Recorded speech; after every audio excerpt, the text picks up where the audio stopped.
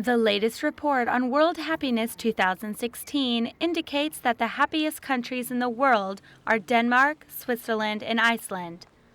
What do they have in common? It's not only about money.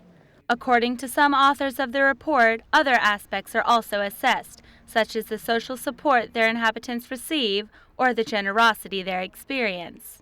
People are asked all over the world, not just, are you happy, the emotion like I asked you, but to think of your life as a ladder with the worst possible life as a 0 and the best as a 10. How would you rate your life today? And in the World Happiness Report, we not only report those answers, but we try and explain what makes people happier in some countries than others. Some of the experts who worked on the report explained the keys in a forum called the Courtyard of the Gentiles, organized by the Vatican. Jeffrey Sachs, who has twice been named among the 100 most influential people in the world, spoke before hundreds of young students. He said it is important to understand that it is not selfish to claim personal happiness, but to be full, it should be shared with someone else.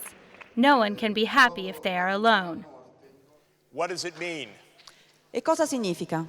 We must, of course, look after our own interests. È logico che tutti noi dobbiamo perseguire il nostro interesse. But we aren't even human beings if we're not looking after the interests of others. Ma non siamo esseri umani se non ci occupiamo degli interessi degli altri. And if we're not living that philosophy today, now, when would we? Jeffrey Sachs also collaborated with Pope Francis on the last encyclical, Laudato Si. He told the students his impressions of the Argentine Pope. His first message to the world was called Evangelii Gaudium. Gaudium, of course, Latin for joy. He used a phrase in Evangelii Gaudium that I think is the most important phrase that I know about the real state of life in our world today. He called it globalization of indifference. That we have a world of indifference where it is indifference that has been globalized. The report notes that there are other key factors to happiness, such as family, friends, or work. The factor that promotes unhappiness, of course, is war. It is no wonder that Syria, for example, is the penultimate on the list, and Burundi comes in last.